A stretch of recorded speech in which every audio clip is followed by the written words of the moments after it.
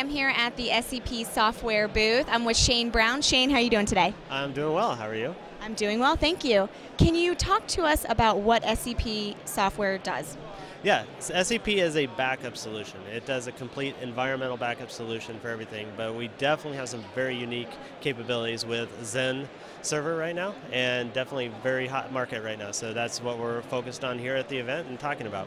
Okay, so what are you showcasing here? Do you have a demo that you could provide us? I have a quick demo. We'll start and just see what we can do with some of it, but the focus here is actually doing a backup of a virtual guest and showing how we can maintain server activation on a Windows server, and you don't lose activation when restoring to another server when you're in the process.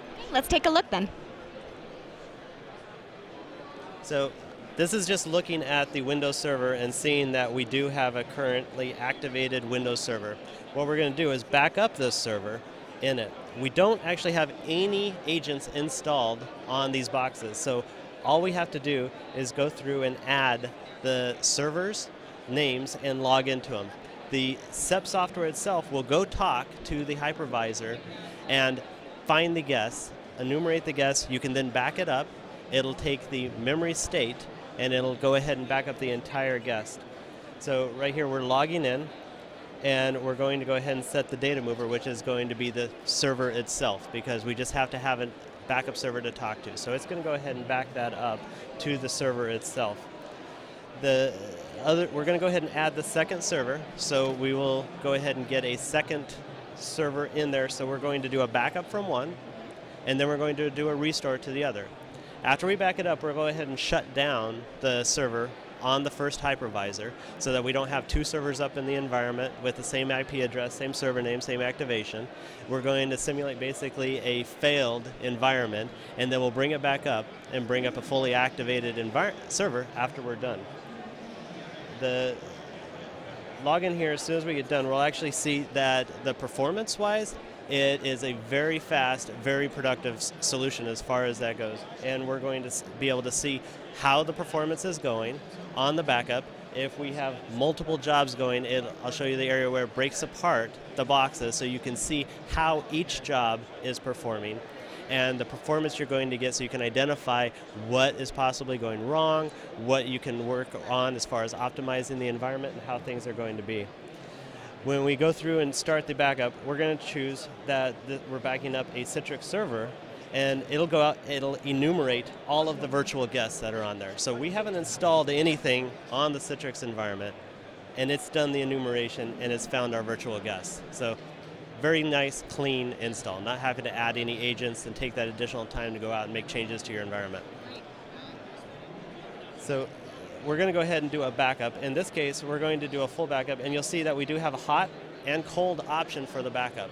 If we're doing a hot option, it doesn't grab the memory state, but it keeps a completely live system 100% of the time during the backup. So your users can be updating, making changes, doing anything they want on the server. They're not going to be affected. They're not going to even know you're running a backup at the time.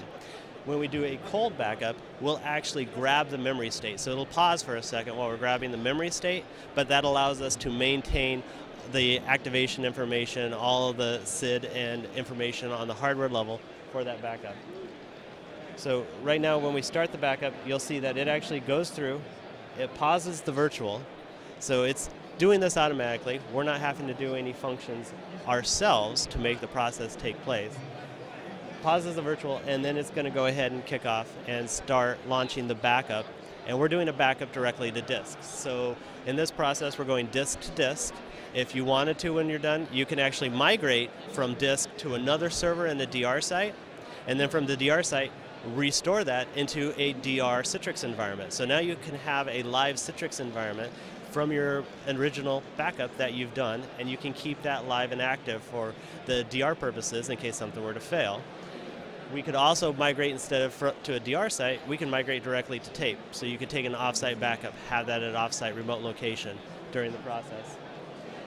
The backup itself, here is actually the window that you're going to see the performance and what's going on. Your first window is going to be what your overall performance is for the entire backup. So you're going to see everything running.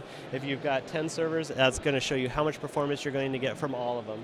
And then over on the left-hand side, it will actually break that apart per server. So you'll see the performance for each server that you're going through. And you can see that this one obviously is taking up all of it, and you'll see different performances between it. Now I'm going to skip forward a little bit on the actual demo just so we can actually see the restore and the final production as far as what we're getting from the backup.